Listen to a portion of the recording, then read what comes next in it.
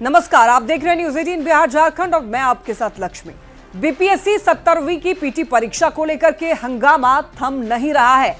सोमवार को हजारों की संख्या में देखिए बीपीएससी अभ्यर्थी सड़क पर उतर गए। सबकी एक ही मांग कि पीटी परीक्षा रद्द की जाए और दोबारा परीक्षा ली जाए। लेकिन कल जो विरोध प्रदर्शन हुआ उसमें हीरो की भूमिका में अभ्यर्थी कम और खान सर और गुरु रहमान जैसे कोचिंग संचालक नजर आ रहे थे। हमारा सवाल यही है कि परीक्षा बीपीएससी अभ्यर्थियों की, मुद्दा बीपीएससी अभ्यर्थियों का, तो आखिर बीपीएससी के आंगन में कोचिंग वालों का क्या काम है?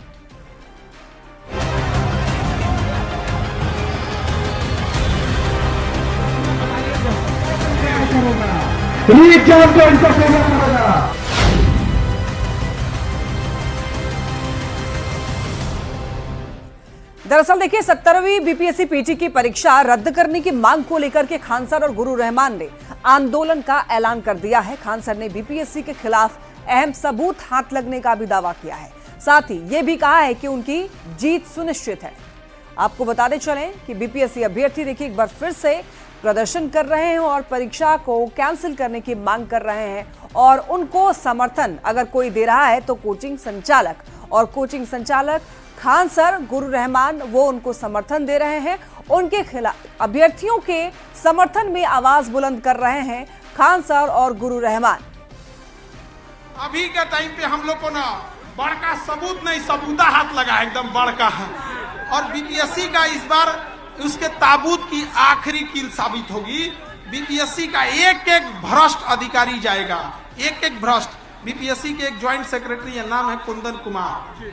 जब सीसीटीवी का कंट्रोलर उनको कह रहा है कि खगड़िया और भागलपुर में बच्चे क्वेश्चन एक्सचेंज कर रहे थे, उस पर टिक मार के आंसर लिखकर, तो कह रहे हैं कि इतनी बड़ी परीक्षा में ये सब होते रहता है। अरे चोट्टा,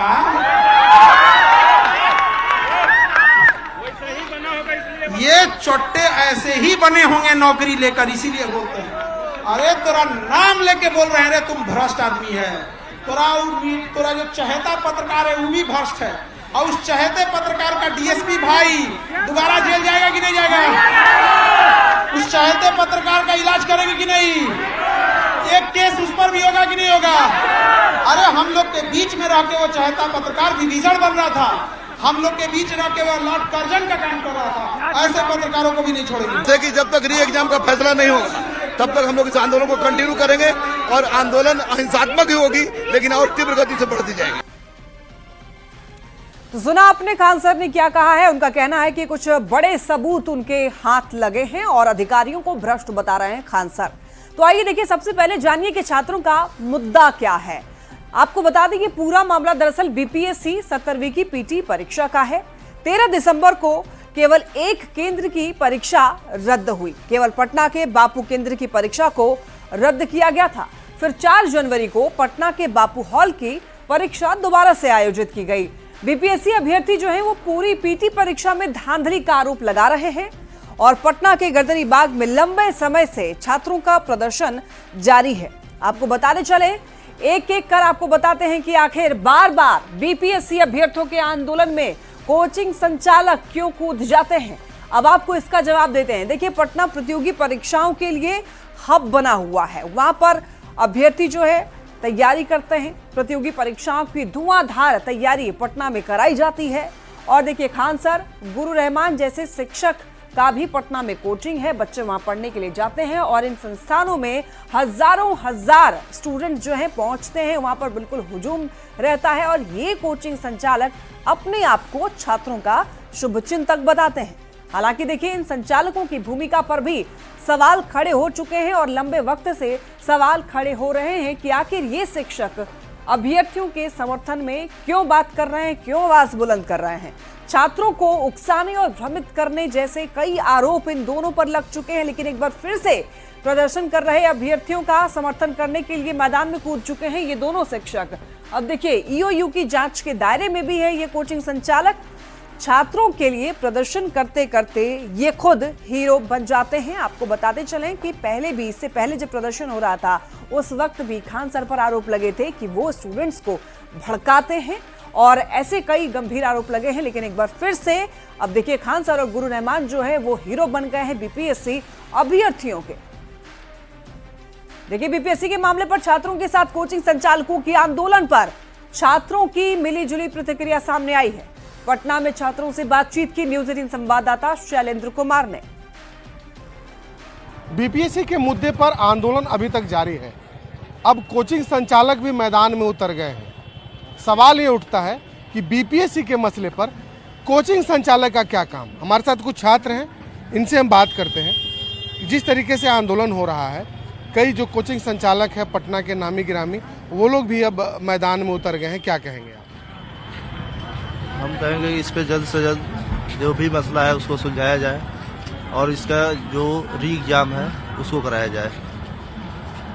आपको लगता है कि कोचिंग संचालक को मैदान में उतरना चाहिए, छात्रों के साथ आंदोलन करना चाहिए, उचित है? हाँ, छात्रों के साथ उचित मात्रा में आंदोलन करना चाहिए, ऐसी बात नहीं है। छात्र के साथ जो भी दिक्कत होगा उसका संचालन कोचिंग वाले ही करेंगे और करेंगे, सरकार करेंगे, अपना हिसाब से करेंगे वो। कोचिंग संचालकों का आवाज उठाना बिल्कुल जायज है, क्योंकि छात्रों की समस्या का उनको कुछ ज़्यादा ही अनुभव होता है और छात्रों के साथ वो हमेशा लगाव में रहते हैं, इसलिए उनको छात्रों के समस्या के बारे में ज़्यादा मतलब कि अनुभव होता है। गवर्नमेंट कभी भी इस पे शुरू से ही ध्यान नहीं दिया है, ठीक है। बाकी सारे मसलों पे ध्यान देता है, जैसे कि आज इलेक्शन हुआ, इसका रिजल्ट 5 दिन में आ जाएगा, नीट एंड क्लीन आएगा, कोई भी प्रॉब्लम नहीं होगा। पर वही रिजल्ट का देख लीजिए, जो बैकबोन है हमारे कंट्री का, उस पर ध्यान नहीं दिया जाता है। उनको करना उचित है, क्योंकि इस पे मतलब सुनवाई तो होनी चाहिए देखा जाए तो बिल्कुल देखिए, छात्रों की भी मिलीजुली प्रतिक्रियाएं आ रही हैं और छात्र भी चाहते हैं कि यदि जो मांग है उस मांग को सरकार सुने, और जो आंदोलन हो रहा है इसी को लेकर हो रहा है कि छात्रों की मांग सरकार नहीं सुन रही है। कैमरा पर्सन मनीष जुनेजा के साथ शैलेंद्र, न्यूज़ 18 पटना। बीपीएससी की 17वीं पीटी परीक्षा को रद्द करने की मांग को लेकर कोचिंग संचालकों ने छात्रों के समर्थन में उतरकर सरकार को आंदोलन की चेतावनी दी है, जिसे लेकर अब सियासत भी गरमाई हुई है। सत्ता पक्ष ने खान सर सहित कोचिंग संचालकों पर विपक्ष के साथ मिलकर सरकार के खिलाफ साजिश रचने का आरोप लगाया है, तो वही विपक्ष ने सरकार से सवाल पूछने के साथ साथ कोचिंग संचालकों को भी निशाने पर ले लिया है। व्यवसायीकरण पर जो राज्य सरकार ने प्रहार किया है, आज उसके चलते लीगल नोटिस का जवाब नहीं दे रहे हैं, लेकिन आंदोलन के नाम पर बच्चों को गुमराह कर रहे हैं। खान और रहमान जैसे यूट्यूबर बीपीएससी पर मनगढ़ंत, काल्पनिक और कोरा आरोप लगा रहे हैं। बेवजह की राजनीति करने के लिए, अपने कोचिंग को चमकाने के लिए, अपनी दुकान को चमकाने के लिए ये लोग छात्रों के भविष्य के साथ खिलवाड़ कर रहे हैं। नवादा और गया ट्रेजरी पर उन्होंने जिस तरह का आरोप लगाया और बिल्कुल निराधार है। इन पर नवादा और ये गया ट्रेजरी मुकदमा करने जा रहा है, तब इनको समझ में आएगा ये लोग बेवजह विपक्ष के साथ मिलकर के सरकार को बदनाम करने की साजिश कर रहे हैं। वाजिब है कि चाहे बच्चे हों या कोचिंग संस्थान के संचालक हों, इन लोगों का आक्रोश, इन लोगों की चिंता, इन लोगों के द्वारा जो भी बातें कही जाती हैं उसमें अतिशयोक्ति नहीं है और इन लोगों की बात बिहार पब्लिक सर्विस कमीशन को गंभीरता से लेना चाहिए। कुछ लोग इसमें अपना चेहरा चमकाना चाहते हैं, कुछ संस्थानें हैं और कुछ जो लोग थे सियासत इस पर कर रहे थे, इस आंदोलन को बदनाम करना चाहते हैं। छात्रों को, बीपीएससी अभ्यर्थियों को न्याय दिलाने का संकल्प तेजस्वी यादव जी का है, किसी कीमत पर इंसाफ उनको दिलाएंगे।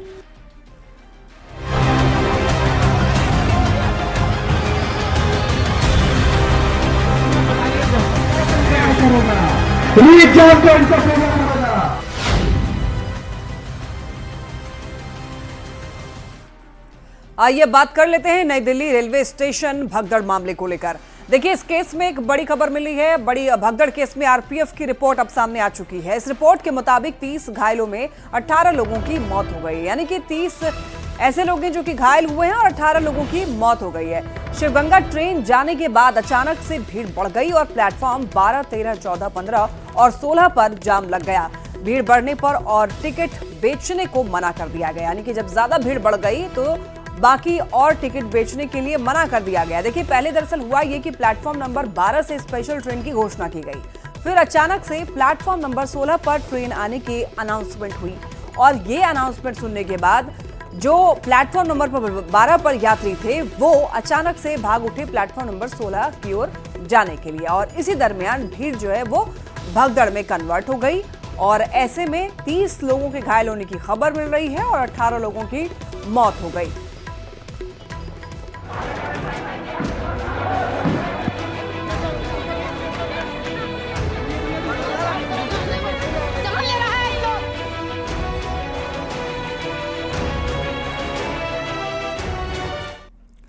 दानापुर रेलवे स्टेशन पर भी श्रद्धालुओं की भारी भीड़ है।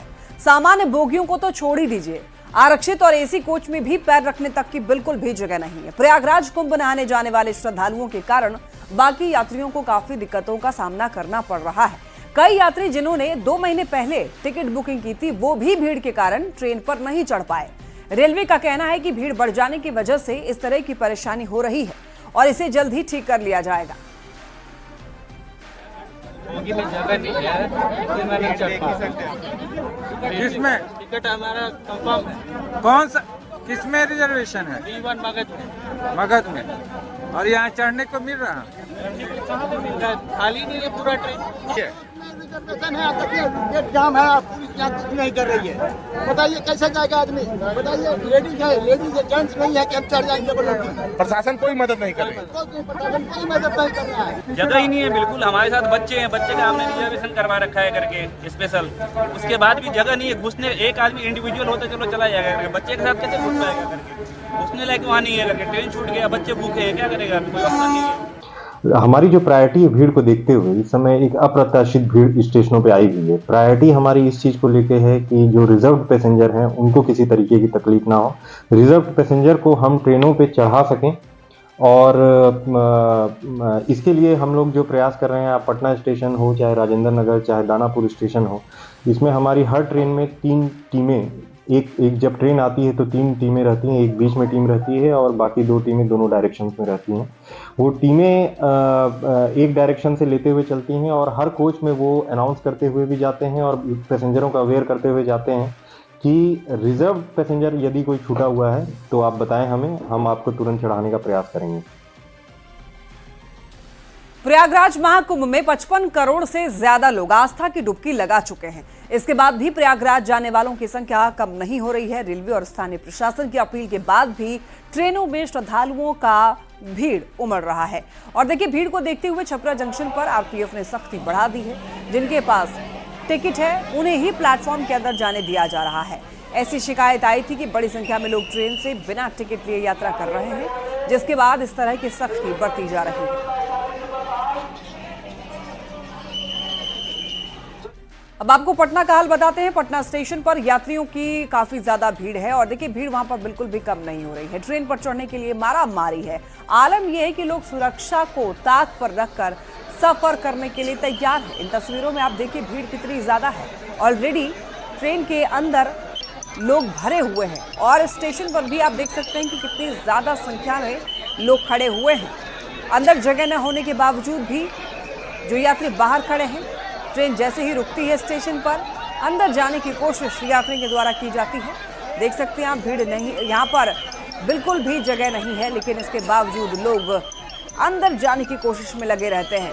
और जब मेन गेट से एंट्री नहीं ले पाते हैं लोग, तो फिर विंडो साइड से, जो इमरजेंसी विंडो होती है ट्रेन में, उसका सहारा लेते हैं। किसी तरीके से अंदर बस जाने की जिद होती है, सुरक्षा को ताक पर रख देते हैं। जान हथेली पर लेकर के महाकुंभ में स्नान करने की इनकी जो आस्था है, इनकी जो उम्मीद है, उसको लेकर के ये लोग पहुंचे हुए हैं, जान हथेली पर लेकर। चलिए, एक बड़ी खबर आपको बता दें आरा से, जहां पर प्रॉपर्टी डीलर को बदमाशों ने गोली मार दी है। गंभीर हालत में इलाज के लिए अस्पताल में भर्ती कराया गया है डीलर को। और कोइलेवर के सकड्डी ब्रह्मस्थान की यह घटना बताई जा रही है। देखिए, भोजपुर में बाइक सवार 3 बदमाशों ने इस घटना को अंजाम दिया है। भोजपुर में बदमाशों ने सोमवार की रात प्रॉपर्टी डीलर विमलेश कुमार को पेट और बाएं हाथ में गोली मार दी।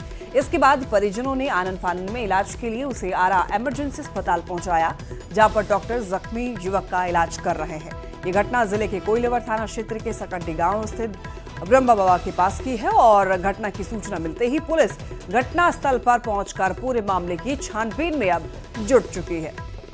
अब तो हम देखे 3 लड़का था सकड्डी देवी माई के मंदिर के पहले ब्रह्म बाबा है, वहीं पे बाएं साइड में खड़ा था सब, तो हम देखे कि मोटरसाइकिल लगाया है सब। उसके बाद हम जैसे पार किए ना तो सब सामान निकाल के मारा।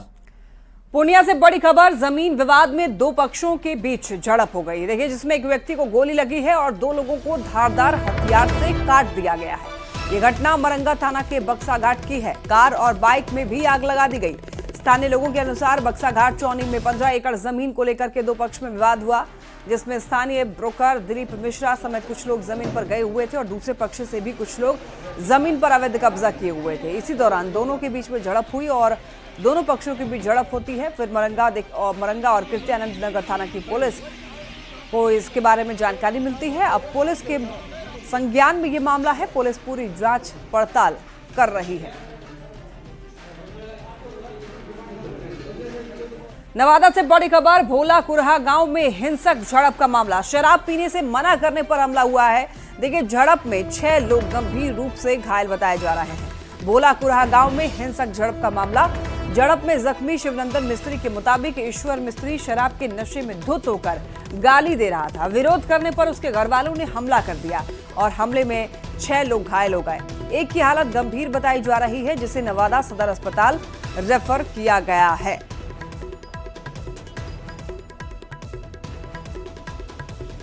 नवादा के सिरदला थाना क्षेत्र में पुलिस ने एक बड़ी कार्रवाई की है। पुलिस ने बहुआरा गांव से सटे हुए जंगल में 5 कट्टे में लगी हुई अवैध अफीम की खेती को नष्ट किया है।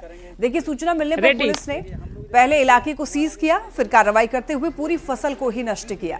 नष्ट अफीम की कीमत जो है वो करीब 50 लाख रुपए बताई जा रही है। और देखिए, अफीम की खेती करने वालों को पकड़ने के लिए पुलिस अब छापेमारी भी कर रही है।